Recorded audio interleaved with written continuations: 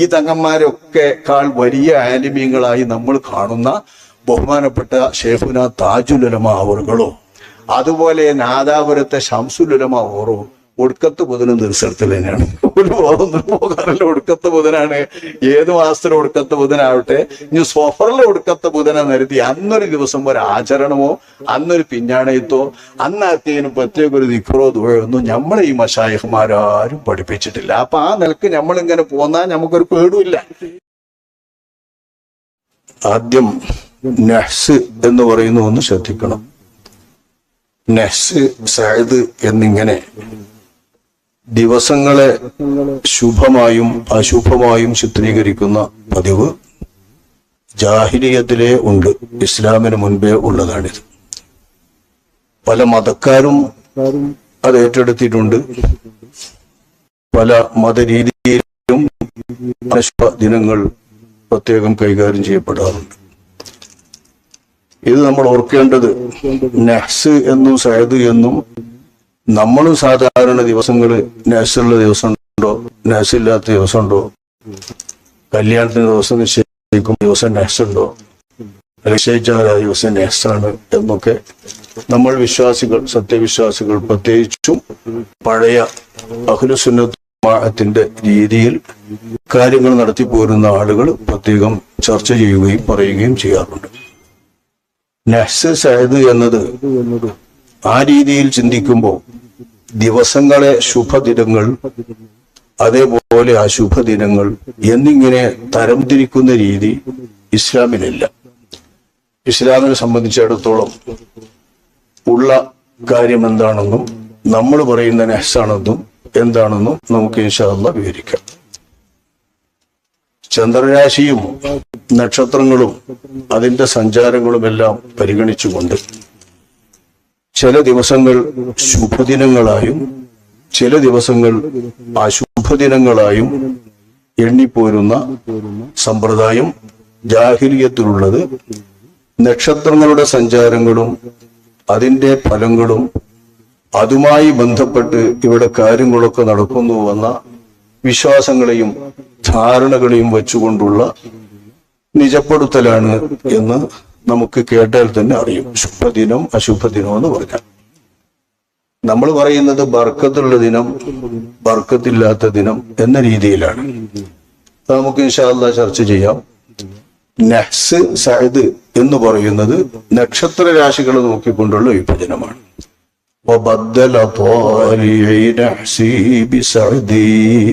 എന്ന ഒരു കവിതാവാക്യമുണ്ട്. എന്റെ എല്ലാ നഹ്സും എന്റെ ഈ രാശി പോക്കിക്കളഞ്ഞു, അതിന് പകരമായിക്കൊണ്ട് എനിക്ക് ശുഭദിനങ്ങൾ കൊണ്ടുവന്നു. ഈ രാശിയിൽ എനിക്ക് വന്നപ്പം കാര്യങ്ങളെല്ലാം ശുഭകരമാണ് എന്ന് ഒരു അറബി കവി പാടിയ ഒരു കവിതാശകലം നഹ്സിനെയും സഅദിനെയും സംബന്ധിച്ച ഇസ്ലാമിന് മുൻപുള്ള ജാഹിലിയത്തിലെ വിശ്വാസത്തെ നമുക്ക് സൂചിപ്പിച്ചു വരുന്നുണ്ട്. ഇന്നും ജ്യോതിഷമനുസരിച്ചുകൊണ്ട് ആ ജ്യോതിഷത്തിന്റെ നിയമങ്ങളും അതിന്റെ ഫലങ്ങളും വെച്ചുകൊണ്ട് ദിവസങ്ങളെ, അതുപോലെ ചില ദിവസങ്ങളിലെ സമയങ്ങളെ, ചില ആഴ്ചകളെ, ചില മാസങ്ങളെ ശുഭകരമായും അശുഭകരമായും നക്ഷത്രഫലം നോക്കിക്കൊണ്ട് വിഭജിക്കുന്നതും ആ വിധത്തിൽ ചർച്ച ചെയ്യുന്നതും നമ്മളെമ്പാടും കേൾക്കുന്നതും കാണുന്നതുമാണ്. കലണ്ടറുകളിലുമൊക്കെ അത് കാണാം. അതൊക്കെ ഓരോരോ നക്ഷത്രത്തിൽ ജനിച്ചവർ, പിറന്നവർ, അവരുടെ ആ നക്ഷത്രത്തിൽ പിറന്നവർക്ക് ഇന്ന രാശി ഗുണകരമാണ്, ഇന്ന ആഴ്ച ഗുണകരമാണ്, ഇന്ന ദിവസം ഗുണകരമാണ് എന്നുള്ള വിശ്വാസത്തിന്റെ അടിസ്ഥാനത്തിൽ വരുന്നതാണ്. ഇങ്ങനെ നക്ഷത്രങ്ങൾ നോക്കി ശുഭങ്ങളും അശുഭങ്ങളും കണക്കുകൂട്ടുന്ന രീതി ഇസ്ലാമികമല്ലെന്നു തന്നെ മഹാനായ ഇബ്നു ഹജർ ഹൈതമി തങ്ങളവറുകളെ പോലുള്ളവർ വ്യക്തമാക്കിയിട്ടുണ്ട്. ശുഭദിനങ്ങളായി എണ്ണപ്പെടുന്ന സഅദിന്റെ നക്ഷത്രങ്ങളെ പ്രത്യേകം തന്നെ ഈ ജ്യോതിഷ പണ്ഡിതന്മാർ അറബികളിൽ ജാഹിലിയ കാലത്ത് അറബികൾക്കിടയിൽ പ്രചരിപ്പിച്ചിട്ടുണ്ട്. അറബികൾ അത് ഏറ്റെടുത്തുകൊണ്ട് പറയാറുണ്ട്. സഅദ് ബുല, ഇത് രണ്ട് നക്ഷത്രങ്ങളെ ഉദ്ദേശിച്ചുകൊണ്ട് പറയുന്ന സഅദാണ്. സഅദുൽ അഖ്ബിയ, ഇത് മൂന്ന് നക്ഷത്രങ്ങളെ പ്രത്യേകം അടിസ്ഥാനപ്പെടുത്തിയുള്ള ഒരു സഅദാണ്. സഅദുൽ ദാബിഹ്, ഇത് 2 നക്ഷത്രങ്ങളെ അടിസ്ഥാനപ്പെടുത്തിയുള്ള ഒരു സഅദാണ്. സഅദു സുഊദ് ഇതും 2 നക്ഷത്രങ്ങളെ അടിസ്ഥാനപ്പെടുത്തിയിട്ടുള്ളതാണ്. ഈ 4 സഅദുകളും ചന്ദ്രന്റെ രാശിക്കനുസരിച്ച് വരുന്ന, ചന്ദ്രൻ എന്നിന്റെ രാശിയിൽ വരുമ്പോൾ ആ രാശിക്കനുസരിച്ച് വരുന്ന സൗഭാഗ്യങ്ങളായി കണക്കുകൂട്ടി വരുന്നതാണ്. വേറെയും സഅദ് നാശിറ, സഅദുൽ ബിഹാം, സഅദുൽ ഹുമാം, സഅദുൽ ബാരിർ, സഅദു മത്തർ എന്നിങ്ങനെ 6 സഅദുകൾ പ്രത്യേകം കണക്കുകൂട്ടുന്നുണ്ട്. ഇത് ചന്ദ്രരാശിയെ അടിസ്ഥാനപ്പെടുത്തിയല്ല. ഇങ്ങനെ 10 സഅദുകൾ, അതായത് നഹ്സിന്റെ നേരമാറ്റം. നഹ്സ് എന്ന് പറഞ്ഞാൽ നമ്മൾ എന്തിനാ പറയുന്നത് വെച്ചാൽ അതിന്റെ നേരമാറ്റം സഅദ്, ശുഭദിനങ്ങൾ. ഒരു 10 തരത്തിലുള്ള ശുഭദിനങ്ങൾ ചില പ്രത്യേക നക്ഷത്രങ്ങളെ അടിസ്ഥാനമാക്കി നിർണയിച്ചിട്ടുള്ളത് കാണാം. ആ കൂട്ടത്തിൽ നിന്ന് വളരെ വിശാലമായി പൊതുവായി പറഞ്ഞു വരുന്ന 2 നഹ്സുകൾ സുഹൽ, മിരീഖ്, അതായത് ശനി, ചൊവ്വ എന്നീ ഗ്രഹങ്ങളെ അടിസ്ഥാനപ്പെടുത്തിയും അതിന് വിപരീതമായി 2 സഅദുകൾ, ശുഭദിനങ്ങൾ സുഹറ, മുസ്തരി, അതായത് ശുക്രൻ, വ്യാഴം എന്നീ ഗ്രഹങ്ങളെ അടിസ്ഥാനപ്പെടുത്തിയും ഉള്ളതാണ്. അപ്പൊ ഗ്രഹങ്ങളുടെ സഞ്ചാരത്തിനനുസരിച്ച്, നക്ഷത്രങ്ങളുടെ രാശിക്കനുസരിച്ച്, ചന്ദ്രരാശിക്കനുസരിച്ച് ഇന്നിന്ന രാശിയിൽ ഇന്നിന്ന തീര് വരുമ്പോ നമ്മളെ നാട്ടിലെ മലയാള ഭാഷയിൽ അവിട്ടം, തിരുവാതിര, തിരുവോണം എന്നൊക്കെ പറയുന്ന ഈ നക്ഷത്രങ്ങൾ വെച്ചോളൂ. അതിനൊക്കെ അറബിയിൽ പല പല പേരുകളുണ്ട്. ആ തരത്തിലുള്ള പേരുകൾ വെച്ചുകൊണ്ട് അജ്ഞാനകാലം മുതൽ, ജാഹിലിയ കാലം മുതൽ അറബികൾക്കിടയിൽ അതിപുരാതന കാലം മുതൽ നടന്നു വരുന്ന ആചരണമാണ് നഹ്സ് സഅദിന്റെ ആചരണം. ഈ നക്ഷത്ര രാശിയെ നോക്കിക്കൊണ്ടുള്ള എല്ലാത്തരം നിഗമനങ്ങളും അതനുസരിച്ചുകൊണ്ട് ദിവസങ്ങളെ നോക്കിയോ കാര്യങ്ങൾ നോക്കിയോ നടത്തുന്ന എല്ലാ നിലവിലുകളും മൊത്തമായി ആപത്ത് മനസ്സിലാക്കിക്കൊണ്ട് ശറഅ് തടഞ്ഞിട്ടുണ്ട്. നമ്മെ സംബന്ധിച്ചിടത്തോളം ഇൽമുൻ നുജൂമുമായി ബന്ധപ്പെട്ടുകൊണ്ട്, ജ്യോതിഷവുമായി ബന്ധപ്പെട്ടുകൊണ്ട്, അതൊരു ഇൽമേ അല്ല, ശാസ്ത്രമേ അല്ല, എല്ലാവർക്കും അറിയാം. കേവലം നിഗമനങ്ങളാണ്, ഊഹങ്ങളാണ്. ഈ ഊഹങ്ങളെ അടിസ്ഥാനപ്പെടുത്തി അന്ധവിശ്വാസ നിബിഡമായ ജ്യോതിഷത്തെ അടിസ്ഥാനപ്പെടുത്തിക്കൊണ്ട് കാര്യങ്ങൾ നടത്തുന്നത് ചിലപ്പോഴൊക്കെ അതിന്റെ നിഗമനങ്ങൾ ശരിയാവാം. മഴയും മറ്റുമൊക്കെ നിർണ്ണയിക്കുമ്പോൾ ചിലപ്പോൾ ഒക്കെ ശരിയാവുന്നുണ്ട്. അതുപോലെ ഗ്രഹങ്ങളുടെ സഞ്ചാരങ്ങൾ ഇതൊക്കെ നമ്മൾ കൃത്യമായി നടത്തുന്നുണ്ട്. പക്ഷെ അതുകൊണ്ടൊക്കെ ഈ ഭൂമിയിൽ എന്തൊക്കെയോ സംഭവിക്കും എന്നത് അല്ലാഹു സുബ്ഹാനഹു വ തആലാന്റെ നിയന്ത്രണത്തിലാണ്, പൂർണ്ണമായ നിയന്ത്രണത്തിലാണ് ഈ ഭൂമിയുടെ നിയന്ത്രണമെന്നും ഈ ഭൂമി മാത്രമല്ല പ്രപഞ്ചത്തിലെ സകല ഗോളങ്ങളുടെയും അതിലുള്ള വാസികളുടെയും നിയന്ത്രണമെന്നുമുള്ള നമ്മുടെ ഖളാഅ് ഖദറിന്റെ അടിസ്ഥാന വിശ്വാസത്തിന് ഭംഗം വരികയും അതിൽ തകരാറ് സംഭവിക്കുകയും ചെയ്യുന്നത് കൊണ്ട് നമ്മുടെ ജീവിതത്തിൽ കാലയെ കൂട്ടി അറിയുന്ന ചില നിഗമനങ്ങൾ വെച്ച് അപകടം വരും, മറ്റേത് വരും എന്നൊക്കെ പറയുമ്പോൾ ജീവിതം തന്നെ ദുസ്സഹമായി പോവുകയും, അല്ലെങ്കിൽ വേണ്ടാത്ത കണക്കുകൂട്ടലുകളും സ്വപ്നങ്ങളും കണ്ടുകൊണ്ട് ആളുകൾ വെറുതെ ഈ ജ്യോതിഷത്തെ അടിസ്ഥാനപ്പെടുത്തി മോഹികളായി മാറുകയും ചെയ്യുന്ന, ദുർമോഹികളായി മാറുകയും ചെയ്യുന്ന അവസ്ഥകൾ കണ്ട് ഇത്തരം ജ്യോതിഷവുമായി ബന്ധപ്പെട്ടിട്ടുള്ള ശുഭാശുഭ നിർണയങ്ങളെ ശറഅ് ഒരിക്കലും അംഗീകരിക്കുന്നില്ല. അതേസമയം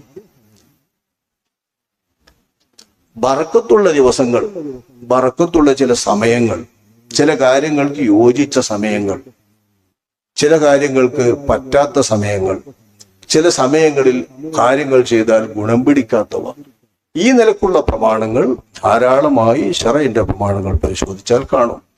നിക്കാഹ് നടത്താൻ, അതുപോലുള്ള കാര്യങ്ങൾ നടത്താൻ അള്ളാഹുവിന്റെ റസൂല് പ്രത്യേകം ചില ദിവസങ്ങൾ തന്നെ നിർണയിക്കുന്നതും നബിയുടെ ജീവിതത്തിൽ കഴിഞ്ഞുപോയ ദിവസങ്ങൾ നോക്കി ആധാരമാക്കി നിർണയിക്കുന്നതുമൊക്കെ ശറഈയായി കണ്ടുവരുന്ന സംഗതികളാണ്.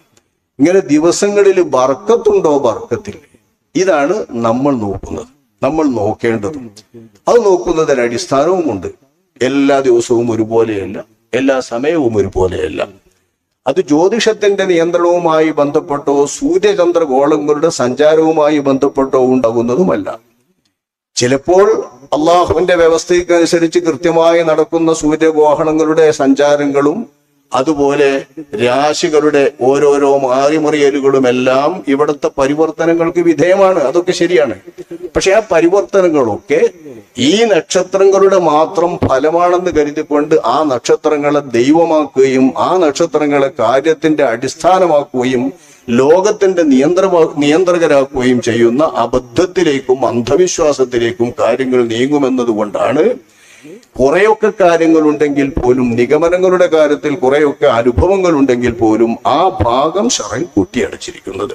അതേസമയം ശറഇന്റെ നിയമങ്ങൾ നോക്കിയോ, ഉദാഹരണമായി ശവ്വാൽ മാസത്തിൽ നിക്കാഹ് കഴിക്കുക, അത് വെള്ളിയാഴ്ചയായിരിക്കുക, വെള്ളിയാഴ്ച രാവിലെ ആയിരിക്കുക, ഇത് നമ്മുടെ ശറയിൽ പ്രത്യേകം ഫിഖ്ഹിന്റെ കിതാബുകളിൽ തന്നെ സുന്നത്തായി പറയുന്നുണ്ട്.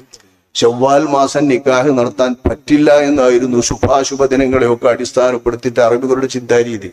നിക്കാഹിന് ഒരിക്കലും ഗുണം പിടിക്കാത്ത മാസമാണിത് എന്നായിരുന്നു. നാഷണൽ സയദ് നോക്കുന്ന രീതിയിൽ അങ്ങനെയാണ് ശവ്വാൽ മാസത്തെ അറബികൾ പുരാതനമായി കണ്ടിരുന്നത്. അറബികളുടെ ആ പുരാതനമായ അന്ധവിശ്വാസത്തെ തിരുത്തുകയാണ് അഷ്റഫുൽ ഖൽഖ് സ്വല്ലല്ലാഹു അലൈഹി വസല്ലമ തങ്ങളുടെ ജീവിതത്തിലേക്ക് വന്ന അവിടുത്തെ ഏറ്റവും ഇഷ്ടപ്പെട്ട മണവാട്ടി ആയിഷത്തു തുഹ്റാ റളിയല്ലാഹു അൻഹാ മഹദിയുടെ വിവാഹം. അത് ശവ്വാലിലാണ് നടന്നത്. മഹദി പറയുന്നത്, എന്നെ നബി സല്ലല്ലാഹു അലൈഹി വസല്ലമ തങ്ങൾ നിക്കാഹ് ചെയ്തത് ശവ്വാലിലാണ്.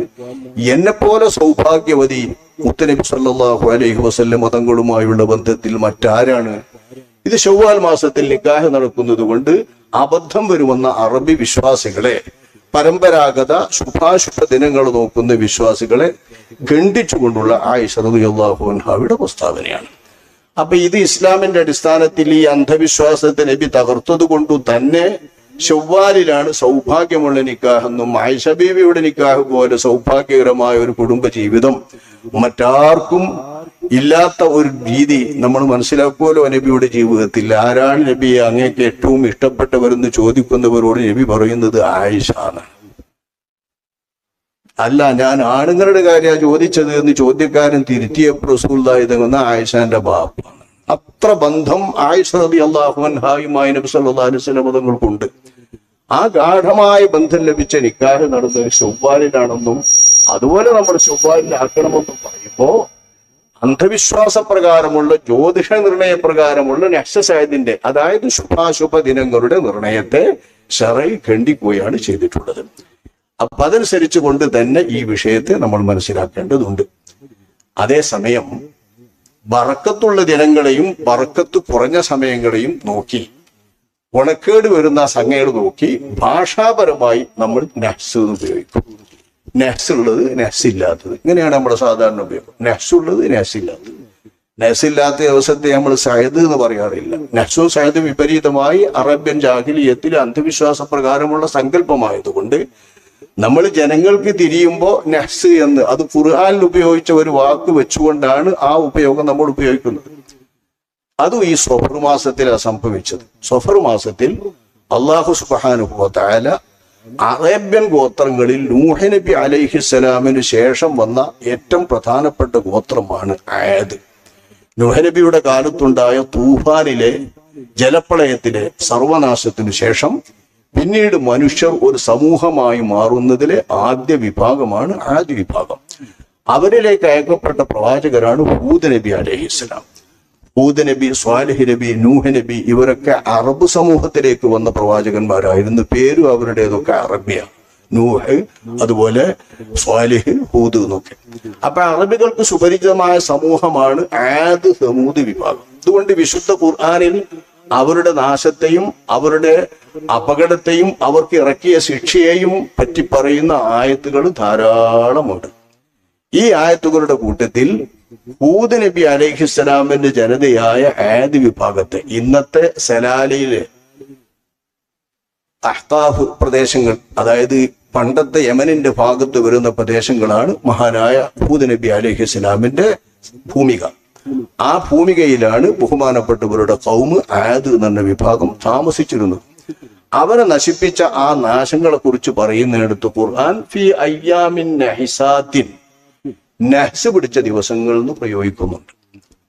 ഒരിടത്ത് ഫീ യൗമി നഹ്സിൻ മുസ്തമിർ, സ്ഥിരമായി അവരിൽ നിന്ന് നീങ്ങാത്ത തരത്തിലുള്ള ഒരു നഹ്സിന്റെ നാൾ എന്ന് ഒരു നാളിനെ കുറിച്ച് പറയുന്നുണ്ട്. ഈ നാളിനെ മഹാനായ ഇബ്നു അബ്ബാസ് റളിയല്ലാഹു അൻഹുമാ തങ്ങൾ അവർ വ്യാഖ്യാനിക്കുന്നുണ്ട്. അത് സ്വഫർ മാസത്തിലെ ഒടുവിലെ ബുധനാണ്. സ്വഫർ മാസത്തിലെ ഒടുവിലെ ബുധൻ. കാരണം ആ ബുധനാഴ്ച തുടക്കമാണോ ആ ബുധനാഴ്ച ഒടുക്കമാണോ എന്നറിയില്ല. ഈ 7 ദിവസങ്ങൾ 7 പകലുകളും 7 രാത്രികളും 8 പകലുകളുമാണ് ഈ വിഭാഗത്തെ നശിപ്പിച്ച കാറ്റുകൾ നിരന്തരമായി അടിച്ചു വീശിയത് എന്ന് ഖുർആൻ മറ്റൊരായത്തിൽ പറയുന്നത്. 7 രാത്രികളും 8 പകലുകളും അടിച്ചു വീശുന്ന തണുതണുത്ത കാറ്റ്, ആള് വിറങ്ങലിച്ച് ചത്തുപോകുന്ന കാറ്റ് കൊണ്ടാണ് ആദി വിഭാഗത്തെ കടപുഴക്കി നശിപ്പിച്ചത്.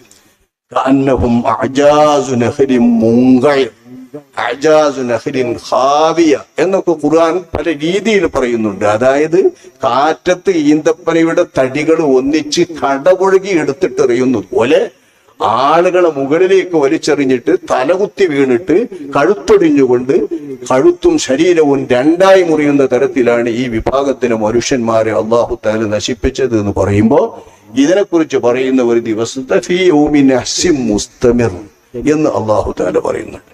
ഈ മുസ്തമിർ എന്നത് എന്നും നിലനിൽക്കുന്ന എന്ന നിലക്കും ചില ഖുർആൻ വ്യാഖ്യാതാക്കൾ വ്യാഖ്യാനിച്ചിട്ടുണ്ട്. ചില പണ്ഡിതന്മാർ അങ്ങനെ സംസാരിക്കുന്നുമുണ്ട്. മാത്രമല്ല, ബനൂ ഇസ്രായേലിൽ നിന്നും വ്യാപകമായിട്ടുള്ള കഥകളിൽ സുലൈമാൻ നബി അലൈഹിസ്സലാം ആസഫുവിന് ബർഹിയ എന്ന ജ്ഞാനിയുമായി സംസാരിക്കുന്ന ഒരു സംസാരത്തിന്റെ കഥയുണ്ട്. ഈ സംസാരത്തിൽ വലിയ രോഗങ്ങൾ, അപകടകരമായ രോഗങ്ങൾ, ആളുകൾക്ക് തീരാരോഗങ്ങൾ, മാറാരോഗങ്ങൾ അല്ലാഹു നിശ്ചയിക്കുമ്പോൾ ഏൽപ്പിക്കപ്പെട്ട ചില രോഗങ്ങൾ രൂപങ്ങളായി സുലൈമാൻ നബി അലൈഹിസ്സലാമിന്റെ മുമ്പിൽ വരികയും പേടിപ്പെടുത്തുന്ന ഭീതിതമായ രൂപങ്ങളായി സ്വപ്നങ്ങളായി ബഹുമാനപ്പെട്ട സുലൈമാൻ നബി അലൈഹിസ്സലാമിന്റെ മുമ്പിൽ പ്രദർശിപ്പിക്കപ്പെടുകയും അവയുമായി സുലൈമാൻ നബി അലൈഹിസ്സലാം സംഭാഷണം നടത്തുകയും ചെയ്യുന്നൊരു കഥയുണ്ട്. ആ കഥയുടെ കൂട്ടത്തിൽ ഇത്തരം രോഗങ്ങളൊക്കെ ഉണ്ടാകുന്നത് നഹ്സ് പിടിച്ച ദിവസങ്ങളിലായിരിക്കും എന്ന് പരാമർശിക്കപ്പെടുകയും ആ നഹ്സ് പിടിച്ച ദിവസങ്ങളെ പ്രത്യേകമായി പണ്ഡിതന്മാർ പ്രത്യേകം നിജപ്പെടുത്തി പറയുകയും ചെയ്യുന്നുണ്ട്. ഇതൊക്കെ ജ്ഞാനികളിൽ നിന്ന്, വിവരസ്ഥന്മാരിൽ നിന്ന്, വേദക്കാരിൽ നിന്ന് അടക്കം വന്നിട്ടുള്ള പ്രചരിപ്പിച്ച കഥകളാണ്. ഈ കഥകളെ അടിസ്ഥാനപ്പെടുത്തി നമ്മുടെ തഫ്സീറിന്റെ ഗ്രന്ഥങ്ങളിലും ചരിത്ര ഗ്രന്ഥങ്ങളിലും വിശേഷപ്പെട്ട ഇത്തരം കാര്യങ്ങൾ തന്നെ ശ്രദ്ധിച്ചുകൊണ്ടിരിക്കുന്ന ചില മഹാന്മാർ, ചില കിതാബ് രചയിതാക്കൾ മുസന്നിഫീങ്ങളിലുണ്ട്. അതിശയകരമായ സൃഷ്ടി വൈഭവങ്ങളും സൃഷ്ടി കഥകളും സൃഷ്ടിതരത്തിന്റെ കാര്യങ്ങളൊക്കെ വിവരിക്കുന്ന, കാലത്തിന്റെയും പ്രദേശത്തിന്റെയും സ്ഥലത്തിന്റെയും ജീവികളുടെയും സസ്യങ്ങളുടെയും കല്ലുകളുടെയും നദികളുടെയും ഒക്കെ അത്ഭുതങ്ങളും രഹസ്യങ്ങളും ഒക്കെ വിവരിച്ചു കൊണ്ടിരിക്കുന്ന ആളുകൾ. അത്തരം കിതാബുകൾ ധാരാളമുണ്ട്. ആ കിതാബുകളിലൊക്കെ വിവരിക്കുന്ന കൂട്ടത്തിൽ ദിവസങ്ങളെ പറയുമ്പോൾ ഏതാനും ദിവസങ്ങളെ, ഒരു മാസത്തിൽ തന്നെ പല ദിവസങ്ങൾ, അത് നഹ്സിന്റെ ബെയ്ത്ത് എന്ന പേരിൽ പ്രത്യേകമായി പ്രചാരപ്പെട്ട ബെയ്ത്തുകളാണ്. ഒരു 7 ദിവസങ്ങൾ പ്രത്യേകം മാസത്തിൽ സൂക്ഷിക്കേണ്ടതുണ്ട് എന്നും പറഞ്ഞ് എന്നൊക്കെ തുടങ്ങുന്ന ശ്ലോകമുണ്ട്. അതായത് 3, 5, 13, 16 എന്നിങ്ങനെ എണ്ണുന്ന മാസത്തിലെ ദിവസങ്ങളുണ്ട് ബെയ്ത്തുകൾ. അതുപോലെ ഒരു കൊല്ലത്തിലെ 12 ദിവസങ്ങൾ സൂക്ഷിക്കാൻ ഓരോ മാസത്തിലെ ഒരു ദിവസം പ്രത്യേകമായി ഒരു ഹദീസിൽ വന്നിട്ടുള്ളത് ക്രോഡീകരിച്ച് നഹ്സുൽ മുഹറമി ഖദ് അതാ 12 ഫീ യൗമി 4 മിന ശഹരി സ്വഫർ എന്നിങ്ങനെ ഓരോ മാസത്തിലെ നഹ്സുകളെയും പ്രത്യേകം വിവരിച്ചുകൊണ്ടുള്ള ബെയ്ത്തുകൾ നമ്മുടെ കിതാബുകളിൽ പല ഇമാമുകളും രേഖപ്പെടുത്തിയിട്ടുണ്ട്. വളരെ സ്ഥിരപ്പെട്ട ബലപ്പെട്ട റിപ്പോർട്ടുകളുടെയും ഹദീസുകളുടെയും അടിസ്ഥാനത്തിലല്ല ഇവകളൊന്നും വന്നതുകൊണ്ട് ഇത് വിശ്വസിക്കൽ അനിവാര്യമായ, അംഗീകരിക്കൽ അനിവാര്യമായ, നിഷേധിച്ചാൽ എന്തെങ്കിലും പറ്റുന്ന ഒരു തരത്തിലുള്ള കാര്യമല്ല. അതേസമയം അഭിപ്രായങ്ങളും ഇമാമിയങ്ങളുടെ പ്രത്യേക സൂക്ഷ്മതകളും അതിന്റെ സ്രോതസ്സുകൾ വിവരിച്ചുകൊണ്ടുള്ള വിവരണങ്ങളുമാകുമ്പോൾ ഇത്തരം ആപത്തുകൾ സംബന്ധിക്കാതിരിക്കാനും പറ്റിപ്പോകാതിരിക്കാനും ഈ ദിവസങ്ങൾ മനുഷ്യന്മാർക്ക് ആക്കുമല്ലോ അവനവന്റെ കാര്യത്തിന്. ഈ 7 ദിവസങ്ങളിൽ പ്രത്യേകമായി വീടിരിക്കരുത്. അതുപോലെ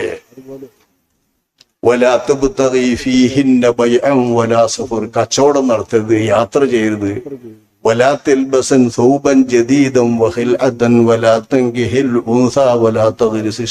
മരം നട്ടുപിടിപ്പിക്കരുത്, പെണ്ണുങ്ങളെ കല്യാണം കഴിക്കരുത്, പുതിയ ഉടയാടകൾ ധരിക്കരുത്. വലാ തഹ്ഫിറൻ ബിഗ്റൻ വലാ തബ്നി മൻസിലൻ മുഖാബലത സുൽത്താനി ഫൽഹാദർ അൽഹദർ. കിണർ കുഴിക്കരുത്, വീടെടുക്കരുത്, ഭരണാധികാരികളെ സമീപിച്ചുകൊണ്ട് അവരെ ആ കാര്യങ്ങൾക്ക് വേണ്ടി അഭിമുഖീകരിക്കും വളരെ സൂക്ഷിക്കേണ്ടതുണ്ട് എന്നൊക്കെ ഈ ദിവസങ്ങളെ കുറിച്ച് പറയുമ്പോൾ വിശ്വാസികൾ ആ ദിവസങ്ങളിൽ പറ്റിയിട്ട് അപകടം പറ്റരുത് ചിന്തിക്കുക സ്വാഭാവികമാണ്. ഇതനുസരിച്ച് അങ്ങനെയുള്ള വിശ്വാസി സമൂഹത്തെ അത്തരം അപകടങ്ങളിൽ പെടുത്താതിരിക്കുന്നതിനാണ് പണ്ഡിതന്മാരും അറിവാളന്മാരും ഈ ദിവസം ഗുണമുണ്ടോ, ആ ദിവസം ശരിയോടുണ്ടോ എന്നൊക്കെ ചിന്തിക്കുന്നവർക്ക് ആ ദിവസം മേടിച്ചു കൊടുക്കുന്നത്.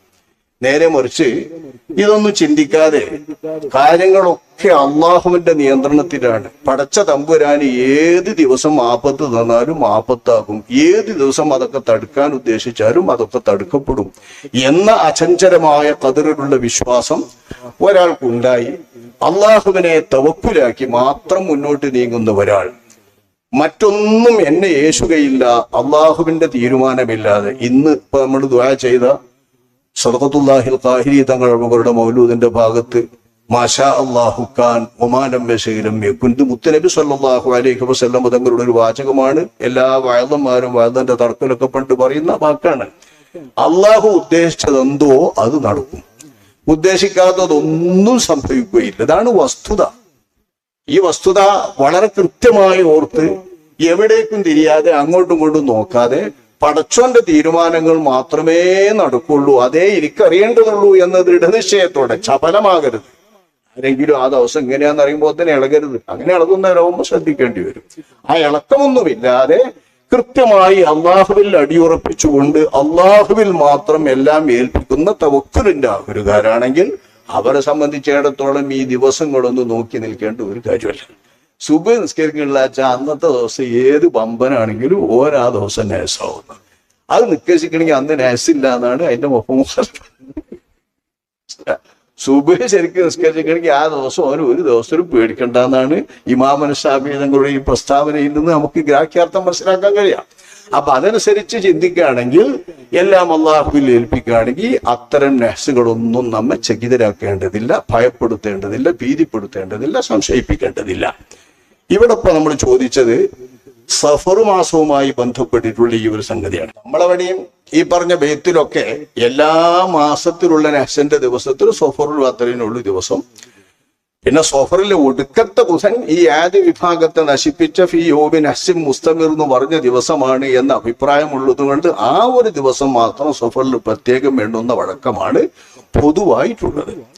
ഇതിൽ നിന്ന് വ്യത്യസ്തമായി സഫർ എന്ന് പറയുന്ന മാസത്തെ തന്നെ മൊത്തമായി കാര്യങ്ങൾക്കൊന്നും ഉപയോഗിക്കാതെ അടങ്ങിയിരിക്കുന്ന സ്വഭാവം വടക്കേ മലബാറിൽ പലയിടത്തുമുണ്ട്, ചില ആളുകൾക്കിടയിലൊക്കെ ഉണ്ട്. വടക്കേ മലബാറിൽ അങ്ങേ തലക്കിൽ കുറെ ആളുകൾ ആ രീതിയിലുണ്ട്. ചില തങ്ങന്മാരും മറ്റുമൊക്കെ അതിനെ പ്രത്യേകം പറഞ്ഞു കൊടുക്കും. അതിന് ചില അടിസ്ഥാനങ്ങളുണ്ട്. അജായിബുൽ മഖ്ലൂഖാത്ത് എന്ന കിതാബിൽ പ്രത്യേകം പറയുന്നുണ്ട്, അത് സുക്കൂനിന്റെ മാസമാണ്, അടങ്ങിയിരിക്കണ മാസമാണ്, ഹർക്കത്തിന്റെ മാസമല്ല എന്ന്. ഓരോ മാസത്തിന്റെ പ്രത്യേകത പറയുമ്പോൾ അതിനടക്കത്തിന്റെ മാസമാണ്, ചലനത്തിന്റെ മാസമല്ല. അപ്പൊ കാര്യങ്ങൾ ചലിക്കാൻ നന്നല്ല എന്ന് കരുതുന്ന ഒരു റിപ്പോർട്ട് ഇമാം ഖസ്വീനിയുടെ അജായിബുൽ മഖ്ലൂഖാത്ത് എന്ന് പറയുന്ന കിതാബ്, അതിന്റെ അടിസ്ഥാനങ്ങളെല്ലാം ഹദീസുകളോ ആയത്തുകളോ ഒന്നും അല്ല.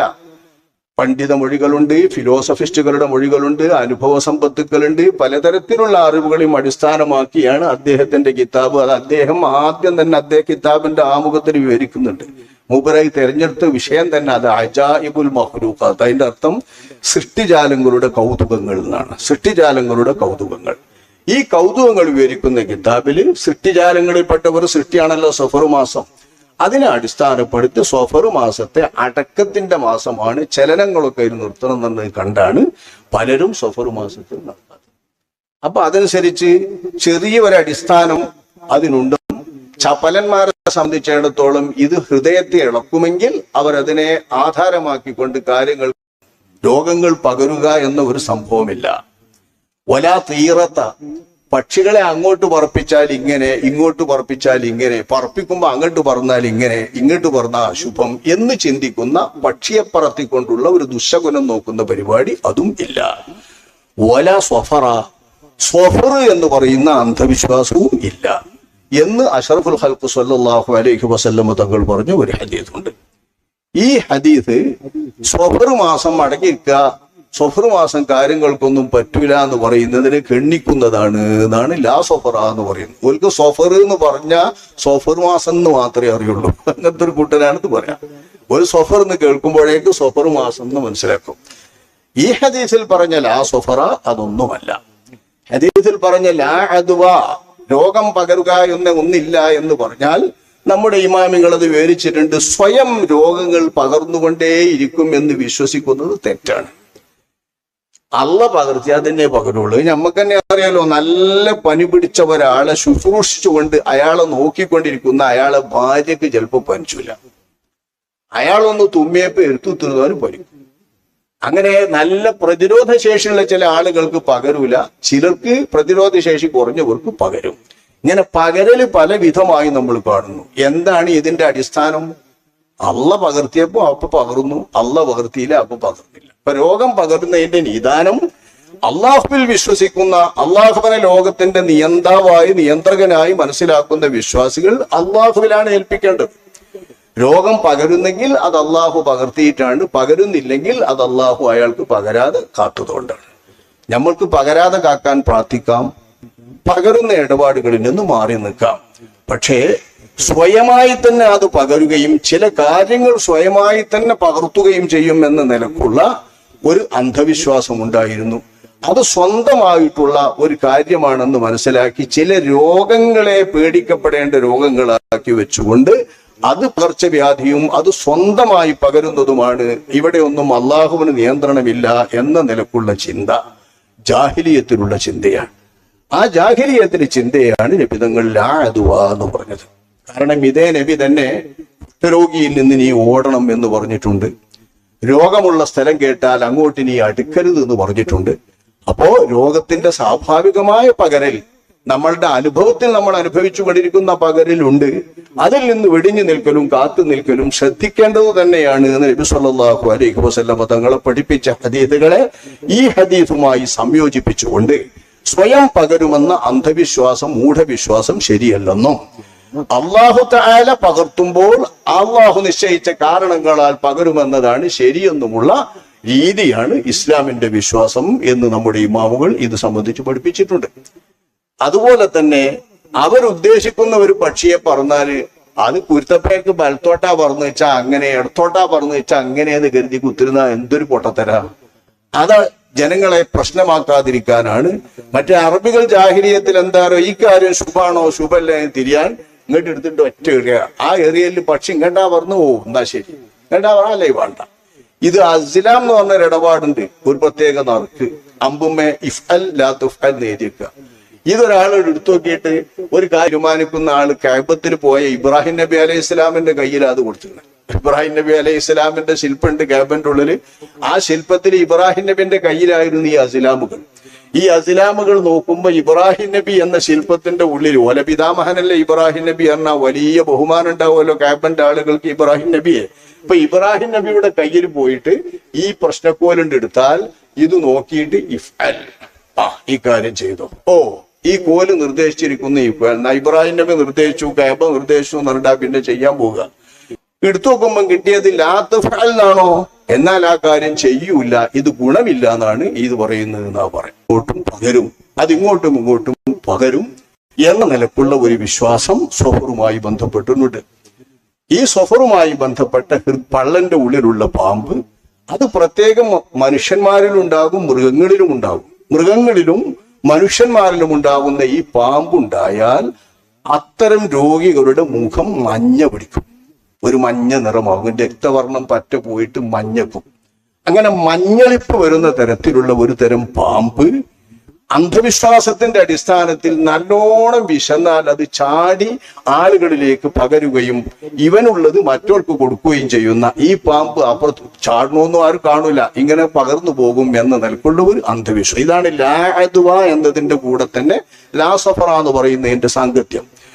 ചാടിപ്പകർന്നുകൊണ്ട് ഇത്തരം ഒരു പാമ്പുകൾ അങ്ങോട്ടും ഇങ്ങോട്ടും വിശന്നാലോ മറ്റോ ചാടിപ്പോകുന്ന ഒരു അന്ധവിശ്വാസമുണ്ട്. അത് ശരിയല്ല എന്നാണ് ഇതിന്റെ അർത്ഥമെന്ന് അബൂ ഉബൈദ എന്നവർ പ്രത്യേകം പറയുന്നുണ്ട്. സമിഅ്തു യൂനുസ യസ്അലു റൂബ, റൂബയോട് ചോദിക്കുന്നു യൂനുസ് എന്നവര് അതിന് സഫർ എന്നതിനെ കുറിച്ച് ചോദിക്കുന്നു ഈ ഹദീസിലെ.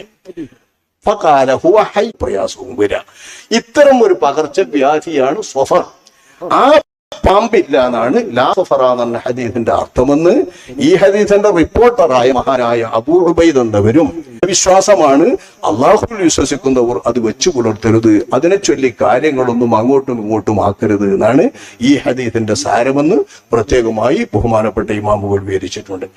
ആ കൂടി പറഞ്ഞാൽ സ്വഫർ മാസത്തെ പ്രത്യേകമായി ഒരു നെഹ്സുള്ള അല്ലെങ്കിൽ ബർക്കത്തില്ലാത്ത അശുഭകരമായ മാസമായി ആരെങ്കിലും പാലിക്കുന്നുണ്ടെങ്കിൽ അതിനെ എതിർക്കാനുള്ള വകയല്ല ലാ സ്വഫറ എന്ന് പറഞ്ഞ ഹദീസ് എന്നും, ലാ സ്വഫറ എന്ന മാസത്തിൽ ഈ മാസത്തെ പറ്റിയുള്ള നെഹ്സ് വിശ്വാസവുമായി ബന്ധപ്പെട്ട് ഒരു പരാമർശവും ഒരു ഇമാമിയങ്ങളും നടത്തിയിട്ടില്ലെന്നും വളരെ വ്യക്തമായി നമ്മൾ മനസ്സിലാക്കേണ്ടതുണ്ട്. എന്നാൽ ഒടുവിലെ ബുധൻ ഈ മാസത്തിലേത് കൊടിയ നെഹ്സിന്റെ ദിവസമാണെന്ന് പറഞ്ഞതിനെ ഞാൻ നേരത്തെ മുകളിൽ സൂചിപ്പിച്ചു. ആദ്യം ഫി യൗമി നെഹ്സിൻ മുസ്തമിർ എന്ന് ഖുർആനിൽ പറഞ്ഞ നെഹ്സിന്റെ ദിവസം എന്ന് പറഞ്ഞത് സ്വഫർ മാസത്തിലെ ഒടുക്കത്തെ ബുധനെ സംബന്ധിച്ചാണ്. ഇനി ആരെങ്കിലും വെറുതെ സ്വക്കേടുകാരാകേണ്ടത് കേട്ടിട്ട് ഒടുക്കത്തെ ബുധൻ വരുന്നുള്ളൂ ഈ മാസത്തിലെ ഒടുക്കത്തെ ബുധൻ. നമ്മളിപ്പോ ഈ പോണമായിരിക്കും ഇങ്ങനെ പോകുക എന്നുള്ളത് എന്താ വെച്ചാൽ നമ്മളെ നാട്ടിൽ കൂടെ ഒന്നും ആ വകയിൽ ഒരു കണക്കിലെടുപ്പൊന്നും ഇല്ലെങ്കിൽ ഒരു വസുവാസം ഉണ്ടാവില്ല. ഒരു രോഗം ഈ വസുവാസമൊക്കെ കുടുങ്ങുന്നത് അവിടെയും പിടി കേട്ടിട്ടാണ്. ഇപ്പൊ ഈ വാട്സാപ്പ് കിട്ടി നോക്കുമ്പോ എമ്പാടും കൂടും, ഓരോരുത്തരും ഇങ്ങനെ തോന്നിയാസം പറയല്ലേ. അപ്പൊ എല്ലാവരും ഇല്ലാത്തൊക്കെ എത്തുകയാണ്. അപ്പൊ നമ്മളീ പോന്നമാതിരി നമ്മളവലംബിക്കുന്ന മൂല്യന്മാരെ ആലിമീങ്ങളെ അവലംബിച്ച് ഓരോട് കാര്യങ്ങൾ ചോദിച്ച് കാര്യങ്ങളൊക്കെ നടത്തി പോരുകയാണ് നല്ലത്. ഏതായാലും ഈ മാസത്തിലെ ഒടുക്കത്തെ ബുധന് സാധാരണ എല്ലാ മാസത്തിലെ ബുധനുകൾക്കും ഒടുക്കത്തെ ബുധൻ അങ്ങനെ ആ നേരത്തെ പറഞ്ഞ 7 ദിവസങ്ങളെ പ്രത്യേകം കാക്കണം എന്നറിഞ്ഞിട്ടുണ്ട്. എല്ലാ മാസത്തിലും ഒടുക്കത്തെ ബുധൻ അങ്ങനെ ഒരു കാവലുണ്ട്. കിതാബൊക്കെ തുടങ്ങുമ്പോ ഒടുക്കത്തെ ബുധനാണ് ഇരിച്ചാൽ തുടങ്ങാൻ നിൽക്കൂല, അതൊക്കെ എല്ലാവരും നോക്കാറുണ്ട്. അത് നോക്കുന്നു നിന്ന് ഇനി ആ ചിന്ത മനസ്സിക്ക് വന്നിട്ടില്ലെങ്കിൽ അത് ആരും നോക്കും വേണ്ട. പരമാവധി അള്ളാഹുവിൽ തവക്കുലാക്കി കാര്യങ്ങൾ ചെയ്യുന്നതാണ് ഭംഗി. എന്നാ ഓന് യാതൊരു അപകടവും വരൂല, വിശ്വാസം വരൂല, സോക്കേടും വരൂല, ഓൻ അങ്ങനെ പോവാ. അതേ രീതിയിൽ പോകുന്നത് ആരെങ്കിലും എന്തെങ്കിലും പറഞ്ഞു കേൾക്കുമ്പോ വല്ല വിശ്വാസമോ പ്രയാസമോ തോന്നുന്നുണ്ടെങ്കിൽ ഒടുക്കത്തെ ബുധം മാറ്റിയ ചളി കുഴപ്പമൊന്നുമില്ലല്ലോ. ഒരു ദിവസം ഒന്നും മാറ്റി വെച്ചു എന്തെങ്കിലും ബൈക്കോങ്ങി സുബൈക്കാരൊന്നും മാറ്റണ്ട, വേറെ സംഘമൊന്നും മാറ്റണ്ട, കണ്ടങ്ങൊന്നും മാറ്റണ്ട. പുതിയത് വല്ലതും തുടങ്ങുകയാണെങ്കിൽ മാറ്റുകയാണെങ്കിൽ വലിയൊരു കുഴപ്പമൊന്നും അതിനായിട്ടില്ല. ആകാശം ഇടിഞ്ഞു വീഴൂല. എന്തായാലും ആഹൃത്തിൽ കുറ്റവും കിട്ടൂല അതിന്റെ പേരിൽ. കാരണം ഇങ്ങനെ കേട്ടിട്ട് ആ അപകടം പോകാൻ വേണ്ടി ഒഴിവാക്കുന്നതല്ലേ. അപ്പൊ ആ നിലക്ക് നമ്മൾ അങ്ങനെ ചെയ്താൽ ഒരു മോശമല്ല. ഈ സ്വഫറിലെ ഒടുക്കത്തെ ബുധനെയാണ് യൗമു നഹ്സിൻ മുസ്തമിർ എന്ന് പറഞ്ഞത് കൊണ്ട് ആ ദിവസത്തിൽ വർഷത്തിൽ തന്നെ പ്രത്യേകം ഈ നഹ്സിൽ നിന്ന് രക്ഷപ്പെടാൻ വേണ്ടിയിട്ട് കാക്കണമെന്ന രീതിയിൽ ചില ഇമാമികൾ പ്രത്യേകം വന്ന് ചില ദുആകളും പിഞ്ഞാണ് എഴുതി കൊടുക്കാനൊക്കെ നിശ്ചയിച്ചിട്ടുണ്ട്. പല തങ്ങന്മാരും പരമ്പരാഗതമായി അവരുടെ ബാപ്പപ്പാപ്പാരുടെ അനുമതി പ്രകാരം അതൊക്കെ നടത്തി വരാറുണ്ട്. അത് കിട്ടുന്നവരൊക്കെ. നമ്മുടെ നാട്ടിലൊന്നും വഴക്കല്ലാത്തതുകൊണ്ട് നമുക്ക് വലിയ വിശ്വാസമില്ല. അതാണ് ഏറ്റവും നല്ലതും. കാരണം ഈ തങ്ങന്മാരൊക്കെ വലിയ ആലിമീങ്ങളായി നമ്മൾ കാണുന്ന ബഹുമാനപ്പെട്ട ഷേഖുന താജുൽ ഉലമ അവറുകളോ അതുപോലെ നാദാപുരത്തെ ശംസുൽ ഉലമ ഓറോ ഒടുക്കത്തെ ബുധനും തീർച്ചയായിട്ടും തന്നെയാണ്. ഒരു ഓറൊന്നും പോകാറില്ല. ഒടുക്കത്തെ ബുധനാണ്. ഏത് മാസത്തിലെ ഒടുക്കത്തെ ബുധനാവട്ടെ, ഇനി സ്വഫറിലെ ഒടുക്കത്തെ ബുധനെ നിരത്തി അന്നൊരു ദിവസം ഒരു ആചരണമോ അന്നൊരു പിഞ്ഞാണയത്തോ അന്നാർക്കേനും പ്രത്യേക ഒരു ദിക്റോ ദുആയൊന്നും നമ്മളെ ഈ മശായിഖ്മാരാരും പഠിപ്പിച്ചിട്ടില്ല. അപ്പൊ ആ നിലക്ക് നമ്മളിങ്ങനെ പോന്നാൽ നമുക്കൊരു പേടുമില്ല. ഇനി പരമ്പരാഗതമായി ആരെങ്കിലും ആ മാസം അതായത് സ്വഫറിലെ ഒടുക്കത്തെ ബുധന് പ്രത്യേകം ആപത്ത് വരാതിരിക്കാൻ വർഷാന്തം വല്ലതും എഴുതി കൊടുക്കുകയോ ദുആ നടത്തുകയോ ചെയ്താൽ മോശമൊന്നുമില്ലല്ലോ. അതാരെയും ചെയ്യുന്നെങ്കിൽ ചെയ്തോട്ടെ. ഇതിന്റെ പേരിലൊന്നും ആക്ഷേപിക്കേണ്ട. ഇതൊക്കെ ഒരു കോലാഹലം ഉണ്ടാക്കുന്നത്, ഇതിനൊക്കെ തർക്കം പറയുന്നത് ഒരു തരം പുത്തൻ പരിഷ്കാര ചിന്തയാണ്, വഹാബിസാണ്. നമ്മളതിന്റെ നല്ലപോലെ ആലോചിച്ചാൽ മതി. ആരെങ്കിലും ഒരാൾ ഇന്നൊരു ദിവസം കേടാണ് എന്ന് കേട്ടാൽ അയാളെ കാര്യങ്ങൾക്ക് അത് മാറ്റിവെച്ചാൽ അയാൾക്ക് എന്ത് നഷ്ടം, വേറുള്ളവർക്ക് എന്ത് നഷ്ടം, ദീനിന് എന്ത് നഷ്ടം? ഇങ്ങനെയൊക്കെയാണ് അതിന്റെ സംഭവം എന്ന് വിവരിച്ചാൽ. അതുകൊണ്ടാണ് കാര്യമായി ഈ വിഷയത്തെ പരത്തിക്കൊണ്ട് തന്നെ ഞാൻ പറയുന്നത്. മൊത്തം പറഞ്ഞതുപോലെ ലാ സൊഫറ എന്ന് പറഞ്ഞാൽ സൊഫർ മാസത്തെ സംബന്ധിക്കുന്ന ബന്ധമല്ല. സൊഫർ മാസമാണ് അതുകൊണ്ട് ഉദ്ദേശ്യമെങ്കിൽ സൊഫറിനെ മുഹറമാക്കരുത്, മുഹറമിനെ സൊഫറാക്കരുത് എന്നാണ് അതിന്റെ അർത്ഥം. അതല്ലെങ്കിൽ സൊഫർ എന്ന് പറഞ്ഞാല് പകരുന്ന തരത്തിലുള്ള മഞ്ഞളിപ്പ് രോഗമുണ്ടാക്കുന്ന ഒരു പാമ്പാണ്. നല്ലോണം വിശന്നാൽ അത് പകരും. വിശക്കാക്കാൻ വേണ്ടി ചോറിട്ടാൻ വേണ്ടി ഉണ്ടാക്കിയ ആചാരമായിരിക്കും ചിലപ്പോ. ആളെ വല്ലാതെ വിഷമിക്കേണ്ട, ഇന്ത്യയിൽ കുറച്ച് സാധനം ഉണ്ട് ആന്റിക്ക് പകരും എന്ന് പറഞ്ഞാൽ ചിലപ്പോ വിശപ്പ് തീർക്കാൻ വേണ്ടി ഉണ്ടാക്കിയതും ആവാം. ആ വിശ്വാസം ശരിയല്ല എന്നാണ് ലാസഫറ എന്നതിന്റെ അർത്ഥമെന്ന് ഈ ഹദീസ് റിപ്പോർട്ട് ചെയ്ത റിപ്പോർട്ടുമാർ തന്നെ മനസ്സിലാക്കിയിട്ടുണ്ട്. ഈ മാസത്തിലെ ഒടുക്കത്തെ ബുധൻ നെഹ്സിന്റെ ദിവസമാണെന്ന് ചിന്തിക്കുന്ന ചില അഭിപ്രായങ്ങളുണ്ട്. ആ അടിസ്ഥാനമാക്കി ചിലരൊക്കെ ഈ ദിവസത്തെ നെഹ്സ് ആചരിക്കുകയും ആചരിക്കുന്നത് പ്രകാരം ഈ കൊല്ലത്തിൽ തന്നെ നാശം വരാതിരിക്കാൻ വർഷാന്തം ആ ദിവസം ചിലതൊക്കെ പ്രാർത്ഥിക്കുക, ചിലതൊക്കെ എഴുതി കുടിക്കുക എന്നൊക്കെ ചെയ്യാറുണ്ട്. അതൊക്കെ നമ്മൾ തന്നെ ചില കിതാബുകളിൽ തഫ്സീറിന്റെ ഹാഷികളിലൊക്കെ നോക്കിയാൽ കാണും, നമ്മുടെ സ്വാവിയിലൊക്കെ തന്നെ നോക്കിയാൽ കാണും അത്തരം കാര്യങ്ങളൊക്കെ. അപ്പോൾ അത്തരം കാര്യങ്ങളൊക്കെ കേവലം ചെറിയ അടിസ്ഥാനമുള്ളത് ചെയ്യുന്നവർ ചെയ്യട്ടെ, അത് നോക്കുന്നവർ നോക്കട്ടെ. തവക്കുലാക്കുന്ന ആളുകൾ ഇതൊന്നും നോക്കാതെ മുന്നോട്ട് നീങ്ങുകയും ചെയ്യും. അല്ലാഹു സുബ്ഹാനഹു വ തആല സത്യം സത്യമായി മനസ്സിലാക്കാൻ നമ്മളെല്ലാവരെയും അനുഗ്രഹിക്കുമാറാവട്ടെ. അൽഹംദുലില്ലാഹ്.